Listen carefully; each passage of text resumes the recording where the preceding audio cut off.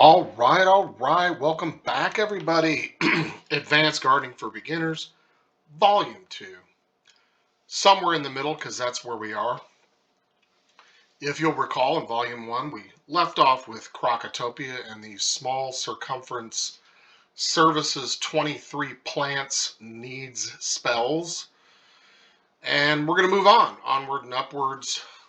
I've been a little out of pocket. I was out of the country. I was in a part of the world where if you need to use the internet, you you have to go to an internet cafe and pay by the minute. And that's good for two things, checking your email and checking your email. But I'm back in the saddle, and I want to thank my compatriots and my sisters for, keeping up with the gardening, keeping the homestead and the fires burning. And I've compiled volume 2 now, and here we go. So in this episode, we're going to talk about migration to the Red Barn Farm from the dorm room. It's a fairly simple process, y'all. Then I'm going to show you some Red Barn Farm configs suggestions, at least early on. At some point, you may want to expand that, go with some 69 plot beds, so on and so forth. But this is sort of an early config, kind of a continuation of what was discussed in Volume 1. Then we're going to go over spells and moles, Mooshu to Zafaria. Spoiler alert, I will show a small snippet of the Zafaria main quest. In order to interface with the Zafaria mole, you must do the main quest about a quarter of the way in. It's in the savannah. And you cannot parachute in and speak to that mole. He has nothing to offer. So it is part of the main quest. I will show you a small bit of that. We'll talk about seeds, and seeds specifically for ranking. And then we'll talk about couch potato farming, because those are one of the seeds that I think are indicative of ranking. And here's the milestones for this particular episode. Obviously the Red Barn Farm is key. Your rank 5 gardening spells, which are going to include your large circumference need spells, and a few other ancillary things. But the main goal is to reach rank 15. Gardening rank 15 is the point at which you will be able to purchase the plant all spell, as well as do the chrysalis side quest to get those spells as well. You have to be rank 15 to do that. The plant all is located in Avalon. I'm going to save those two worlds to Volume 3, which hopefully I'll have that cranked out in short order. I have most of the material for it. I just need to kind of sift through it and figure out what to present. So, Red Barn Farm, you're going to need one. If you don't have one, you're going to go to the Crown Shop, go to Houses, highlight the Red Barn Farm, click the gold option, and provided you have 125,000 gold, you can buy it. Don't buy this for crowns, guys, in all honesty, in this game. And you'll see, if you're sort of new to this, at some point you're going to have more gold than you know what to do with. Don't waste your crowns on a Red Barn Farm. So migrating into the Red Barn Farm, it's pretty straightforward. You're going to need to have everything in your dorm go to Elder. You don't have to do it all at once. Like, in other words, if one stack elders before the other, feel free to harvest it at any point along the way. But you're going to want to go in and you're going to want to harvest, get all your seeds out of these stacks and safeguard them. Either stick them in your attic or stick them in your bank or whatever. Or keep them on you. Either or. It's best, though, maybe stick them in the attic for now. That's kind of my recommendation. So you're going to want to harvest everything out of here. And then you're going to want to get all of these likes out of here. And you'll notice that I have the likes floated. But I also have a like that's sunk in the floor. So you want to check the house by going through the attic option. I'll show you in a second. Make sure you get everything out.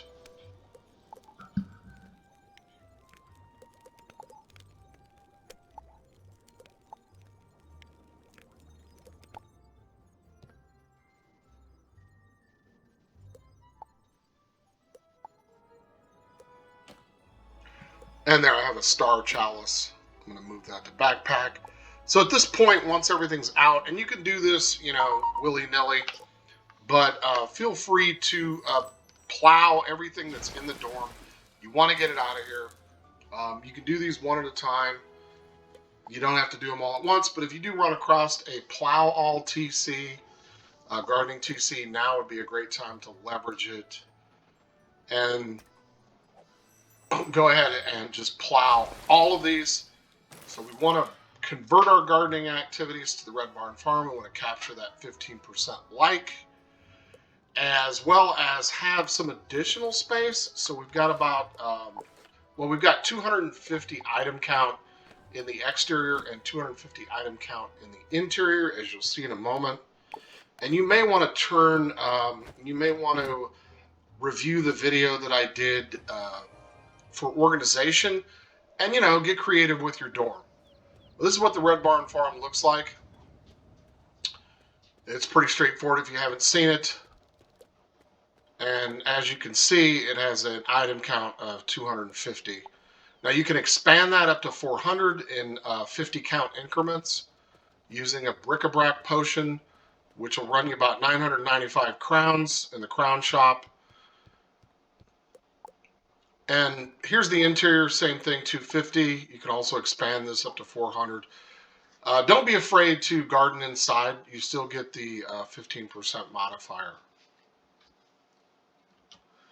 So here's the config that I recommend. I like to build a mini stack of 23 in small, medium, and large and lay them out in this configuration. So this facilitates, and then what you want to do is you want to put your garden gnome on the ground in the middle. In other words, you're going to use it as a casting point, which you'll see in a moment. But this does facilitate being able to use the large circumference pest spells.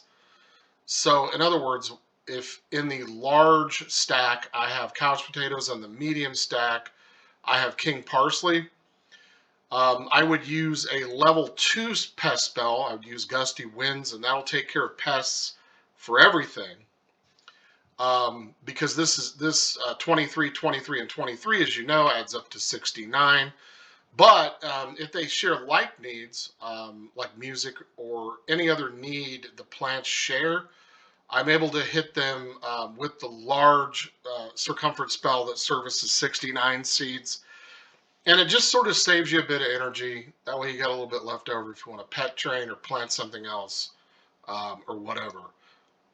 So it looks a little like this when you're done. And you'll notice here that I do have quite a nice crop of jewel plants, and I should tell you that I started off with about 4 of them, and it took, I don't know, about a month and a half to get up to this many. So you know, if you were contemplating roaching some crowns, Farley's gardening pack, maybe, you know, buy 5 or 10 at a time. Don't just sit there and throw 50,000 crowns at it. You'll hate yourself later. Trust me, I've done it. But as you can see here, I use gusty winds, and now I'm using the large circumference spell for music, because the altar king parsley and some of the jewel plants have that need. And then I'm going to use the large circumference downpour to service the jewel plants as well as the couch potatoes.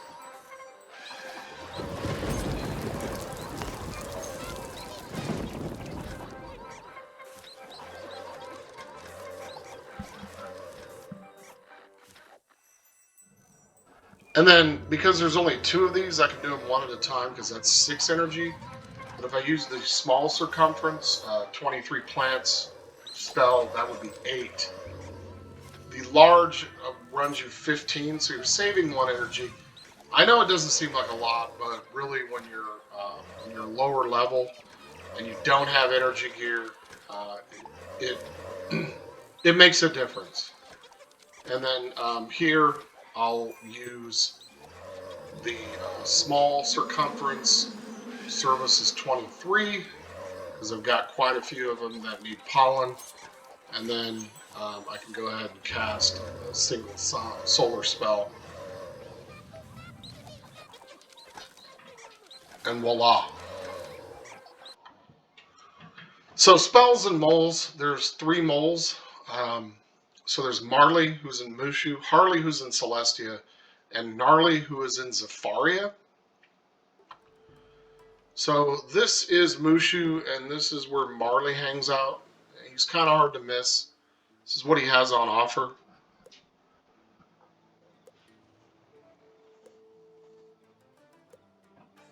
Now you'll notice that these are ranked by what rank you need to buy them, not use them, which is confusing in most cases.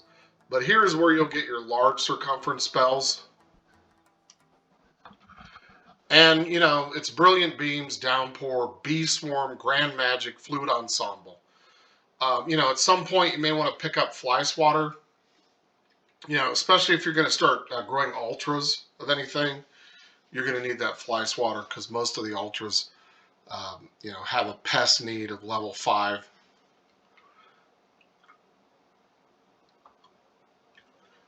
He also has Pest Bomb, which, you know, 1 through 4. Large Enchanted Soil and Medium Enchanted Soil. So all total, you're out like 87,500 gold if you pick up all those spells. So that's Marley and Mooshu.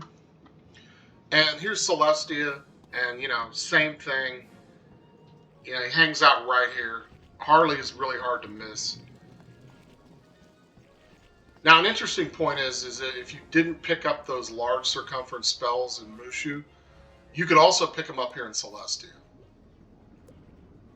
So the Brilliant Beams, Downpour, Bee Swarm, Grand Magic, Fluid Ensemble will be available here. Now, if you buy them here and then go back to Mooshu, obviously they won't be available. But Harley only has really only 1 spell on offer. He's got Pungent Bug Spray. And then Summon Pixie, you're going to have to go back to Charlie in Crocotopia to get it. It's a rank 10. Rank 1 to use it, rank 10 to buy it. So hopefully that doesn't confuse you. You don't have to be rank 10 to use it, but you have to be rank 10 to buy it. Anyway, I know that's weird. Anyway, I think the reason they did that was because of treasure cards. Otherwise, you know, what good would they be? So maybe that unconfuses things. But you're looking at 185,000 if you did all of those spells.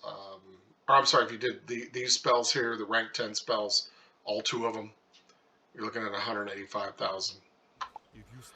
Okay, so here is Zafaria. This is part of the mainline quest to go see Gnarly. I'll let this play out. Howdy, Captain Blackhoof said you could have some seeds. Why, certainly. Please enjoy and grow them with love and care. Gnarly, the gardener, gives you a packet of seeds.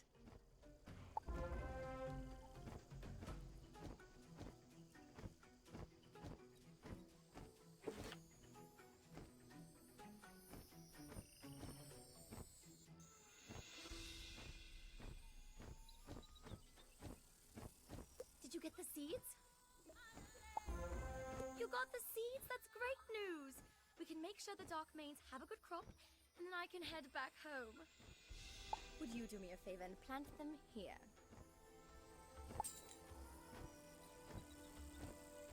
Please help me get the garden ready by planting the seeds here.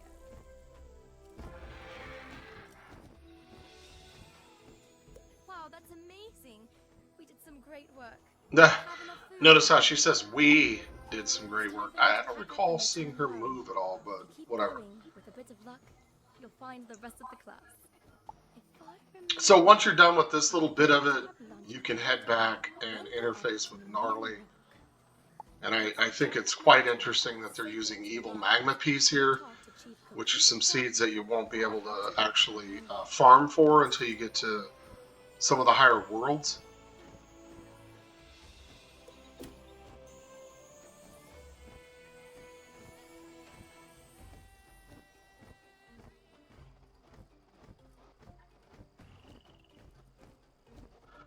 And then here's Gnarly, and you know, after all that trouble, he's selling 2 spells. That's all he's got.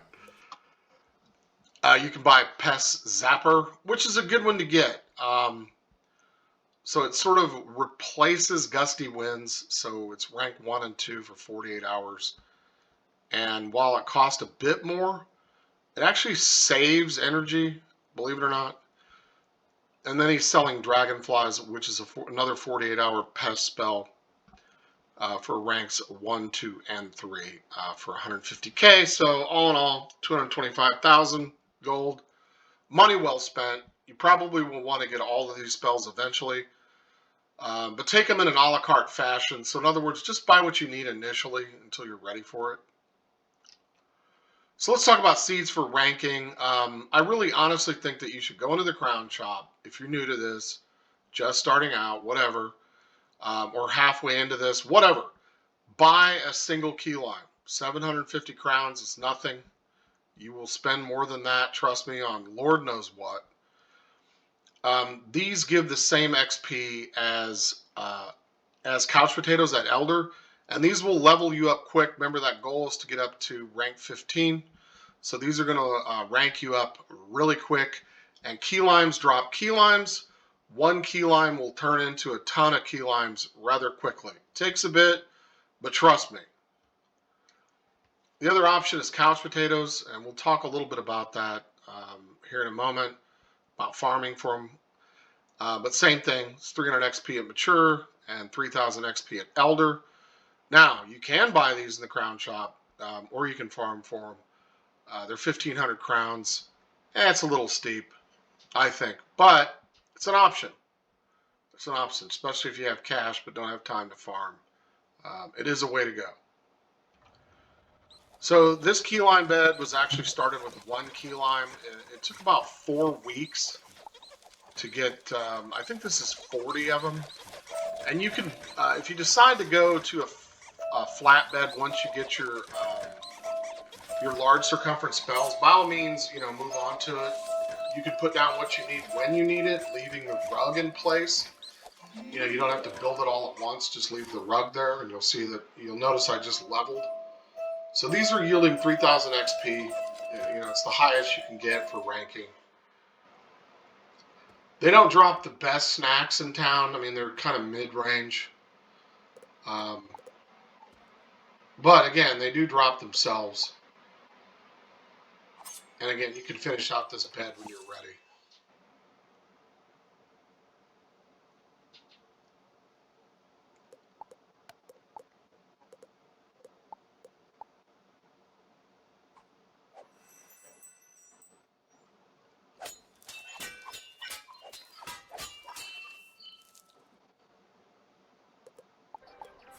And then this is option 2, which is couch potatoes.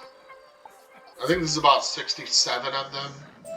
And, full disclosure, this particular character, who you'll notice has energy gear. I actually started this character at level 0 and carried it all the way up to level 100. And it was on an account that I sort of brought back to life, belonged to someone else who was on the family account. So, and it had a level 100 myth on it. The person asked me not to quest on it, but that's all it had was the level 100 myth. But it did have some energy gear on it. So I figured I would wait till level 100 to get gear. And after doing that, I don't know that I recommend it. I really think you should still do it around level 50, level 60 time frame. I think is the best time to start looking to put together an energy gear set. So let's talk about couch farming. Probably a lot of you are going to do solo farming.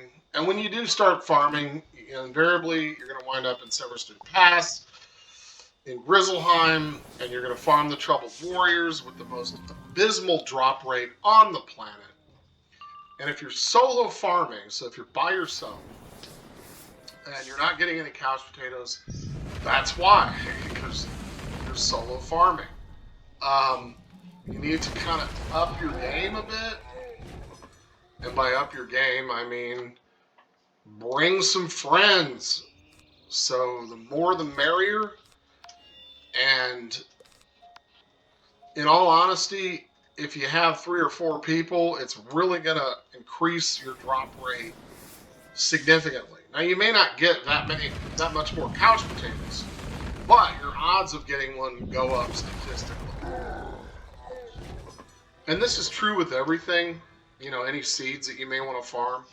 The more people you have, the better the drop rates. Um, at some point when you get to Mirage, you'll start farming Death Gulchers, and you'll notice that the minute you have 3 or 4 people, your drop rates for everything goes up significantly. You get 4 or 5 seeds at a time. Not all couch potatoes, mind you, but yeah, your drop rate goes through the roof. So farm in a group if you can, and if you are going to farm in a group, once the battle is over, you may want to use the technique of just staying in place.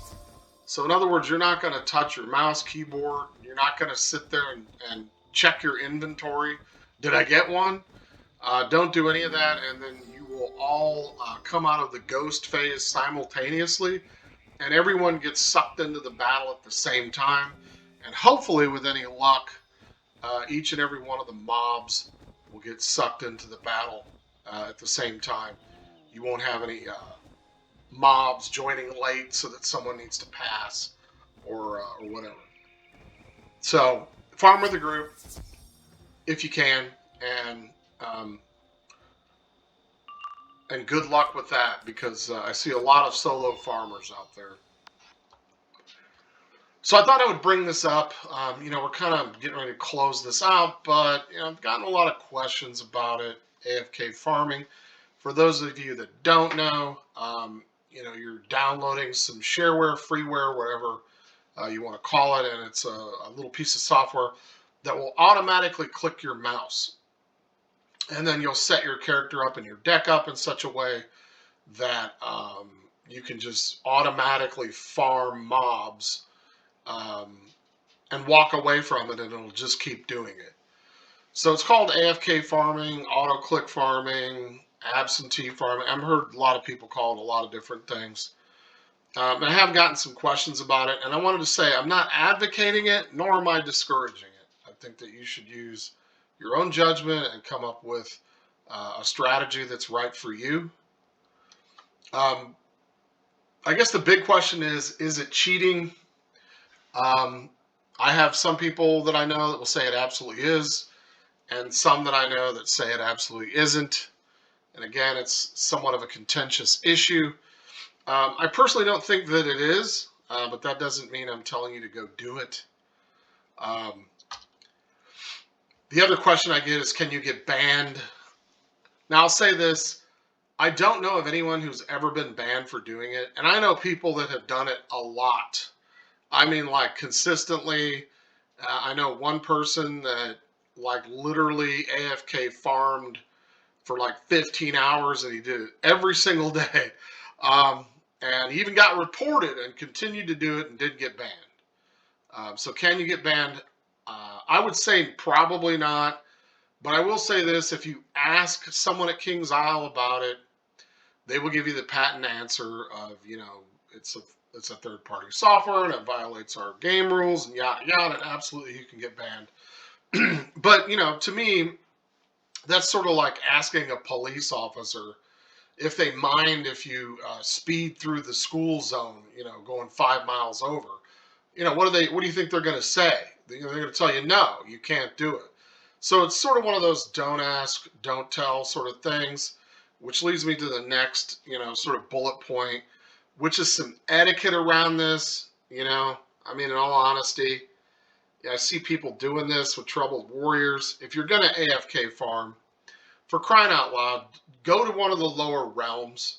In all honesty, you shouldn't be in Ambrose with, 5,000 other people AFK farming. A, it looks bad. B, there's people that can dive into the battle, get in your way, screw up your mojo, whatever you want to call it, screw up your mob stream, however you want to slice it and dice it.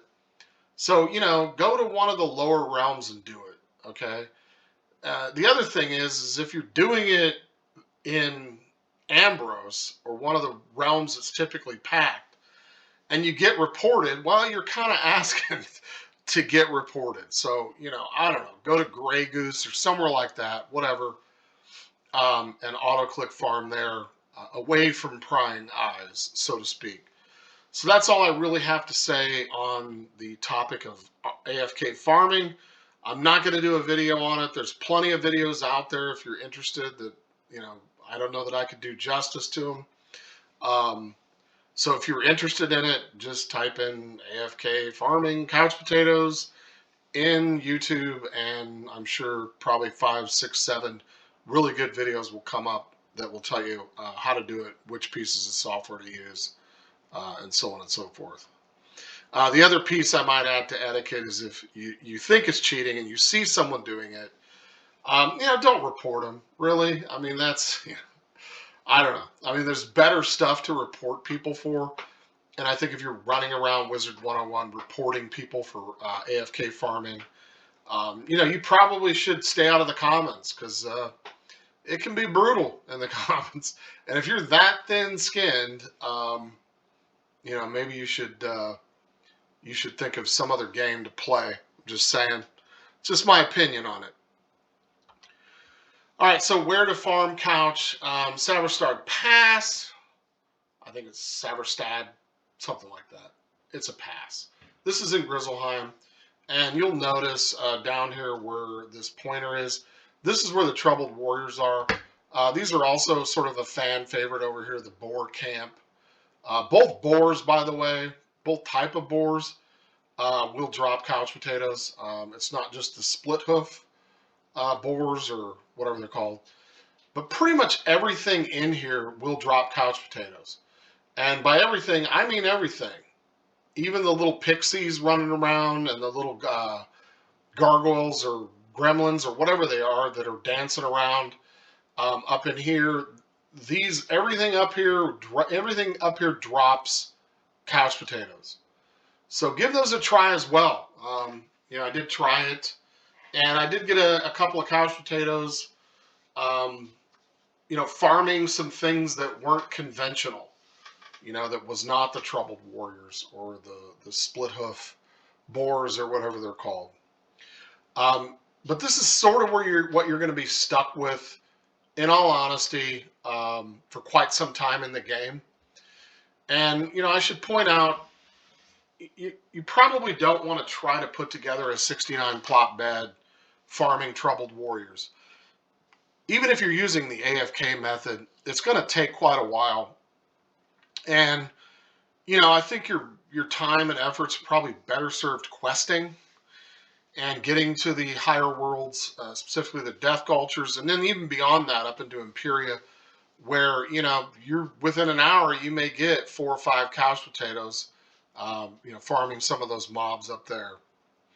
So, I mean, that's just sort of my advice on it. And in all honesty, if someone were asking me the detailed question of how many should I have, I would say, once you have 10 couch potatoes, pack it up. No more hanging out in Saverstad Pass, begging KI for couch potatoes. And then, get back to questing and sort of, grow those 10, keep growing them, have all the likes, keep turning them over. The snacks will come, you can save them. You'll still rank up fairly quickly, but you're not killing yourself and burning yourself out with these ridiculous Troubled Warriors. Well, that's it, y'all. Thanks.